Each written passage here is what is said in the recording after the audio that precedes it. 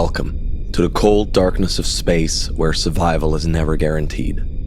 The Alien role-playing game plunges players into the terrifying universe of Ridley Scott's iconic franchise, where corporate greed, technological horror, and xenomorph nightmares converge in a deadly dance of fear and desperation. This tabletop RPG is infamous for its lethality. Characters don't just face monsters, they face their own mounting stress and panic as the situation spirals out of control. In this video, we're diving deep into the combat mechanics that make encounters in AlienRpg so viscerally tense and brutally unforgiving. We'll cover everything from the initiative system to the action economy, and all the various ways your character can meet their grisly end. By the end of this guide, you'll understand how stealth mode, covered in our beginner's guide video, transitions into combat and how stress amplifies both your ability and your terror, and most importantly, the tactical decisions that might just keep you alive long enough to escape whatever nightmare you've stumbled into. When the illusion of safety shatters and the enemy is revealed, stealth mode ends and combat begins. Combat unfolds in rapid bursts rounds, each roughly 5 to 10 in-game seconds long, and every round begins with one single question: who moves first? Initiative is determined using numbered cards from 1 to 10, lowest goes first.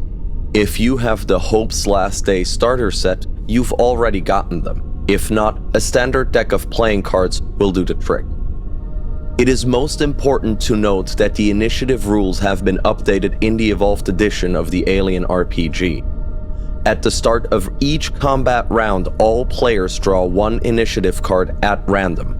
The game mother draws once and applies it to all NPCs involved. The order in which each NPC acts is decided by the game mother. Card number 1 acts first, then goes card 2, and so on, until all combatants have taken their turn. Unlike the first edition, where initiative basically remained fixed across rounds, the Evolved edition resets initiative at the beginning of every round. The order is redrawn each time, keeping combat unpredictable and tense. Place your initiative cards beside your character sheet so the turn order is visible to the table. The game mother does the same for enemies and NPC combatants. Xenomorphs are faster than most things you've encountered. Their speed rating determines how many initiative cards, and thus how many turns, they get each round. If combat starts with an unexpected strike, a sudden movement in the dark, a shot fired before words, the attacker is considered to have the element of surprise. In that case, they receive initiative card number 1 automatically. The rest of the participants draw from the remaining pool. If multiple attackers are involved, they are given the lowest available cards and may distribute them freely amongst themselves. This advantage only applies to the first round. After that, initiative proceeds as normal. A deliberate strike from hiding, born of successful stealth, is treated as an ambush. The attacker gains the lowest available initiative card, +2 bonus dice to their first attack, and their target cannot dodge or block the attack. The victim never sees it coming. Sometimes, timing is everything. On your turn, you may hold off, swapping your initiative card with another character whose turn hasn't happened yet. They must act immediately in your place, and they cannot refuse. You can trade initiatives with someone who's already taken their turn, and you cannot delay indefinitely. Once you've swapped, your new turn becomes fixed.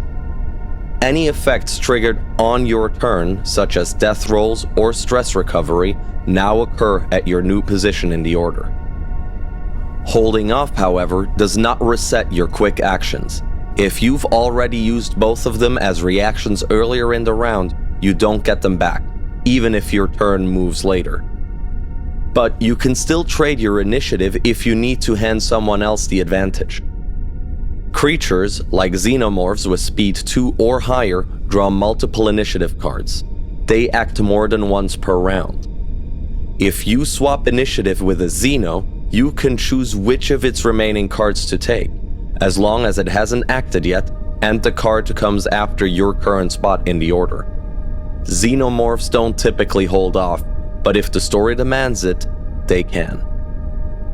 This system is fast, brutal, and flexible, perfect for desperate decisions and snap reactions. Use it to your advantage, or don't. Just remember, it's not about going first, it's about still being alive when it ends. In the AlienRpg, each round gives you 2 opportunities for action. You can either take 1 full action and 1 quick action, or take 2 quick actions. You can't take more than 1 full action, and you forfeit your full action if you take 2 quick ones. Full actions demand your full attention. They usually require a skill roll and can only be taken on your turn. Common examples: melee or ranged attacks, climbing or jumping, giving orders or medical aid, interacting with terminals or machinery, driving, persuading, or clearing a jammed weapon. Quick actions, on the other hand, are faster, simpler, and often don't require a roll. You can use one on your turn or save it to interrupt later in the round, to dodge, parry, etc. Examples include moving between zones or up to a door, taking partial cover, reloading or picking up an item, dodging or defending, aiming a ranged attack, locking doors, or rallying a broken ally. Using 2 quick actions means you are done for the round. As a full action, you can issue a command. They must be able to hear you. Radios work. Roll command. For every success, the character gains +1 die on a roll related to the order you just gave. To move during combat, you spend a quick action, and you can move to an adjacent zone, approach or peek through a door, change from short to adjacent range with something in your current zone. Obstacles could include unlocked doors that can be passed through without spending an action.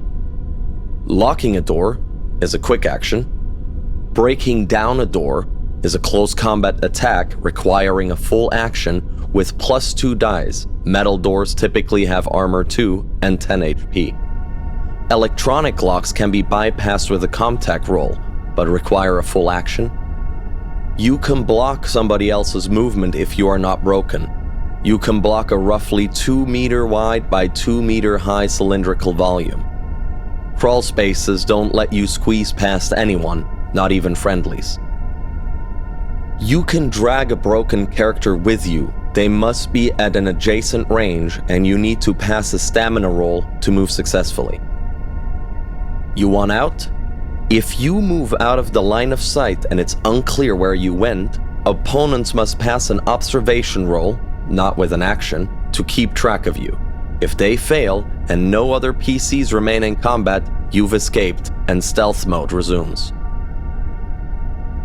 The close combat mechanics have significantly been updated in the Evolved Edition.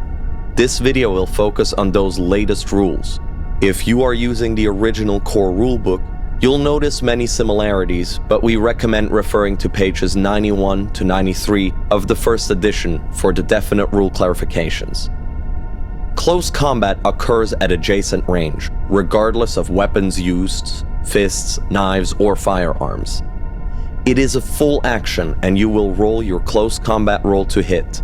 If your weapon grants any modifiers, add them at this stage. If you succeed, your target will take the weapon's base damage. Add +1 damage for each extra success you roll. Armor may reduce the damage. Unarmed attacks have a base damage of 1.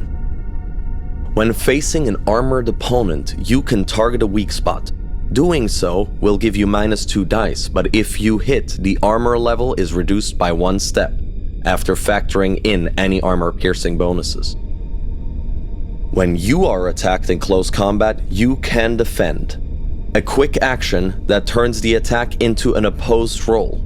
You must declare that you are defending before the attacker rolls and this is an interrupt action, so it may occur out of turn, but you must have at least one unspent quick action available to do so.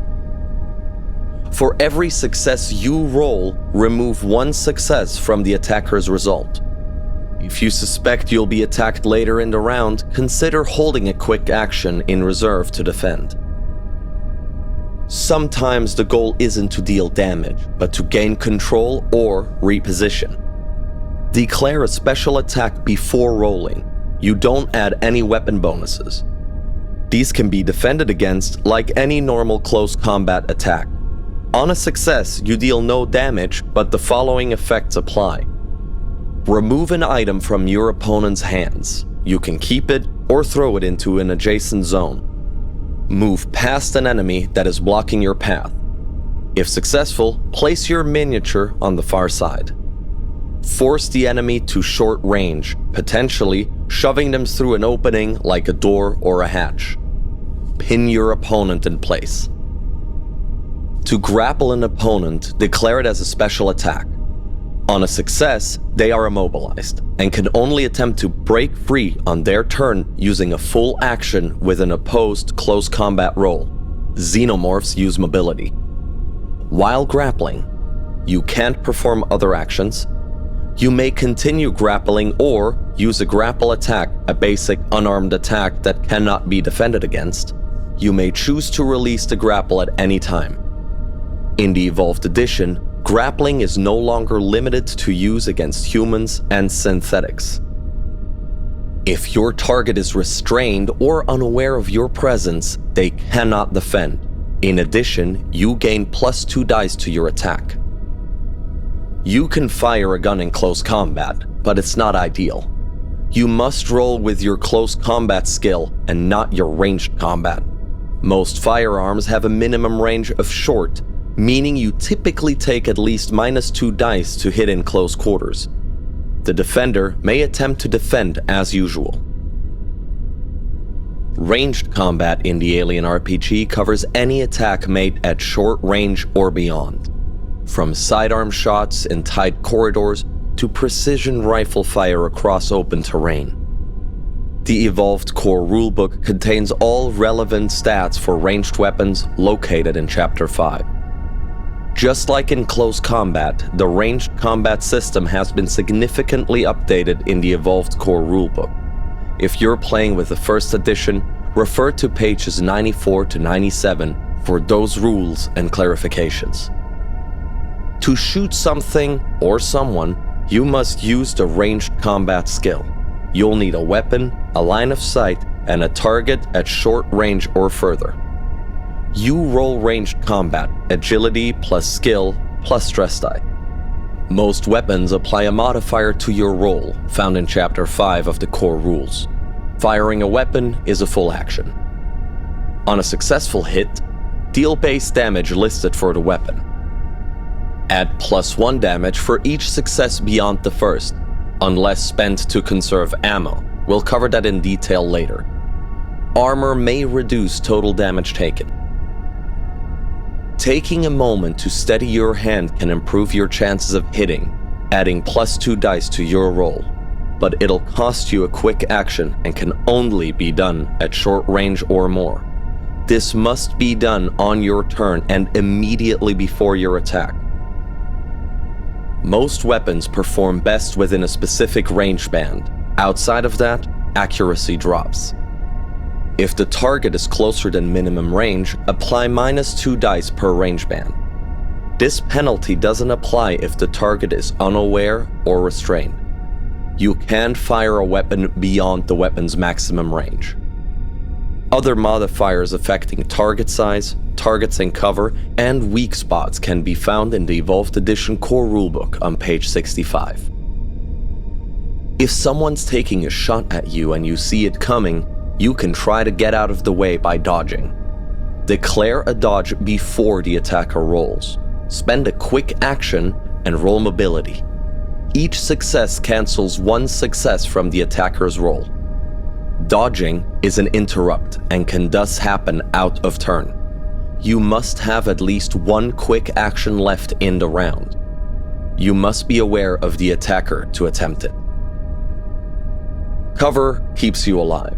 It reduces damage from incoming fire and can fully obscure you.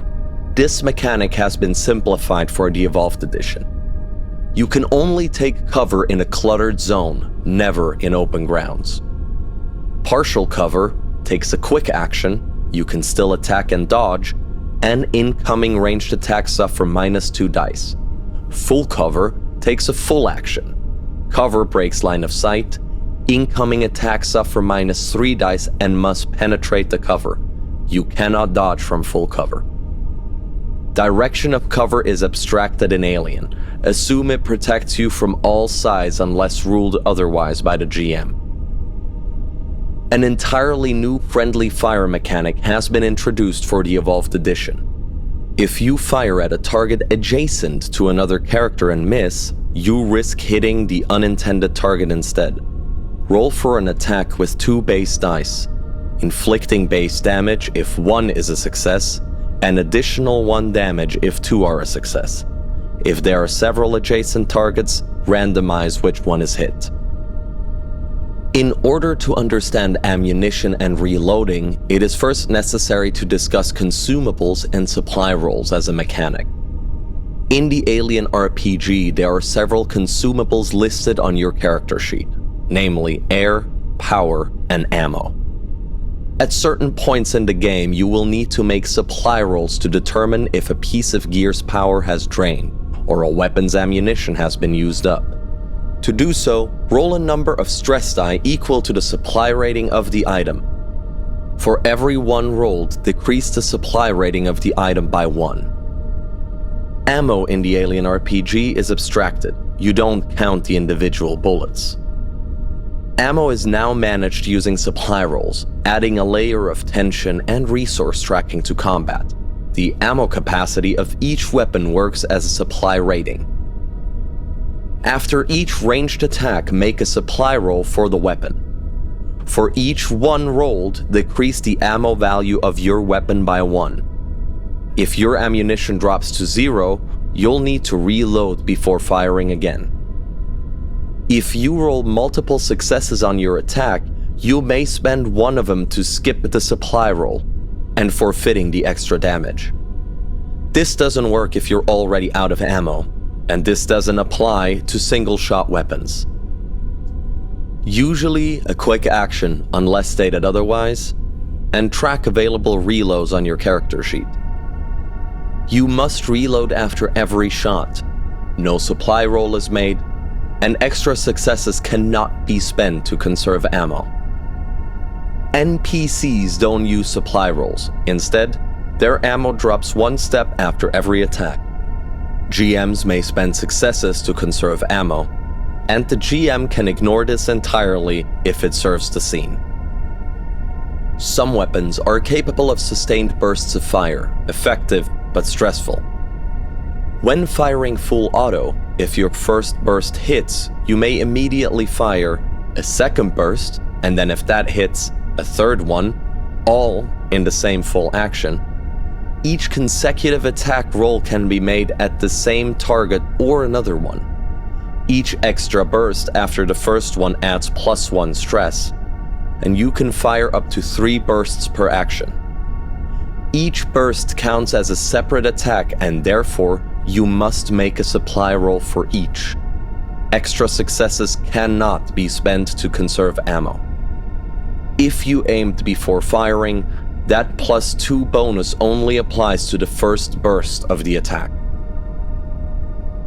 Damage is the catch-all for anything that hurts: fatigue, blood loss, and broken bones. You stay functional until you run out of health, and then you faceplant and become broken. Your starting health is strength plus agility divided by 2 and rounded up. The hardened talent is relevant here. It gives you +2 to your maximum health. Armor, worn, natural, or vehicle plating, reduces incoming external damage by its armor level. You can't wear multiple suits at once. Armor piercing treats the armor of the target as 1 step lower than its value, to a minimum of 0. Aiming for a weak spot makes the attack take a -2 modifier, but if it hits, reduces the target's armor by 1 step, stacking with the aforementioned armor-piercing stat. Bulkheads and other hard covers have armor levels too.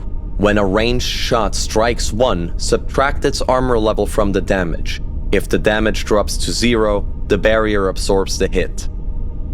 For barriers, if, after armor piercing, weak spot, ammo modifications and so on, the armor level is higher than the weapon's base damage, the attack cannot penetrate, no matter how many extra successes you roll. Partial cover is concealment only. Only full cover grants an armor level. If also wearing body armor, first apply the effect of the cover before your armor. In hazardous zones, outer hulls, reactors and so on, if a ranged attack misses, but its base damage is greater than or equal to the modified barrier armor, the GM rolls 1 stress die. On a 1, the barrier is breached. Enjoy the fallout. When you hit 0 health, you drop. Immediately roll on the critical injury table. If that doesn't finish you off, then you can still try your best to talk and make 1 single move action per round, but no other actions. If you take any further damage, you'll need to roll again for another critical injury. There are 3 ways of standing back up before your funeral playlist starts playing. First aid. A friendly in adjacent range may make a medical aid roll. A successful roll allows you to recover 1 health point for every die that shows a 6. And if you are suffering from a critical injury, you are now stabilized. Congratulations. Rally. A friendly PC in the same zone may try to rally you with a command roll. As with first aid, each success is spent to recover 1 health point. However, this has no effect on any critical injury that you may have suffered. On your own. Even if you're all alone, after 1 stretch of time passes, 5 to 10 minutes in-game, you recover 1 point of health, and you get yourself back up. This also bears no effect on your critical injury status. If no conditions are hindering you from healing, like disease, hunger, and so on, you automatically regain 1 health per stretch. First aid and rallying may only apply when broken. If the critical injury you have suffered has the lethal effect, immediately after the specified time limit listed has passed, you must make a death roll. A stamina roll with no stress die and no pushing. Track the total successes you achieve on your character sheet. Death rolls continue to be made each time the listed time limit on the critical injury table expires. 3 total successes and you stabilize. You stop rolling death saves. Your critical injury may still need some attending to. If any single death roll fails, you die, roll credits, or a new character. Remember, if anything hits you while you are down, you must roll again on the critical injury table. While you're out, you don't gain stress and you never make a panic roll. Lethal critical injuries demand treatment before a failed death roll takes you out. This requires a successful medical aid roll. A surgical kit or the surgeon talent will add bonus dice. If the treatment roll fails, your condition worsens and the time limit applied to the critical injury is shortened by 1 step. If the roll succeeds, however, you are stable and immediately stop making death rolls. You heal 1 health point per success on the roll. However, your critical injury effect will remain until you're able to heal yourself or seek surgery. When seeking treatment, multiple critical injuries can heal at the same time. Each critical injury has a specified healing time. Daily care from someone with the nurse talent counts as a double towards the healing time. Note that some critical injuries specify that they need surgery, and sometimes even prosthesis, before healing can begin.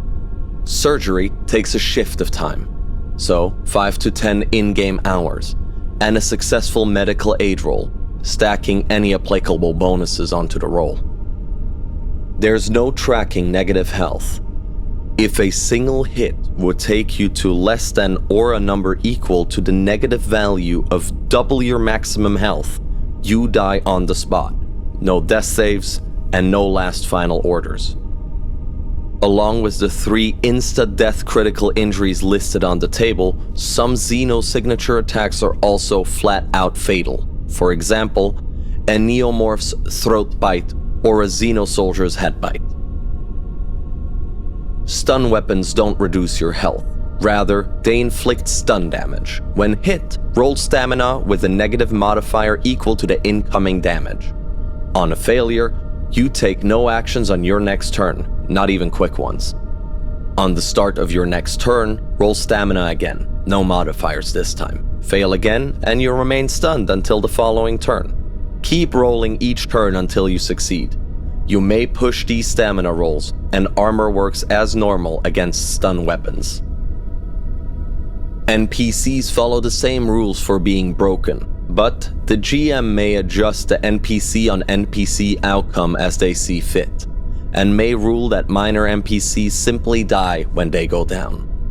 NPCs may also rally or give first aid to PCs, and PCs may also do the same for them.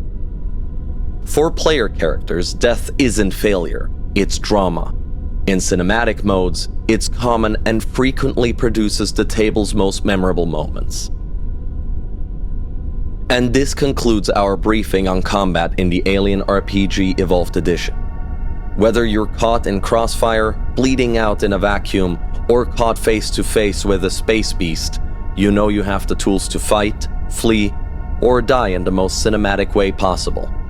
We would like to thank Free League Publishing for letting us produce these videos and all their continued support.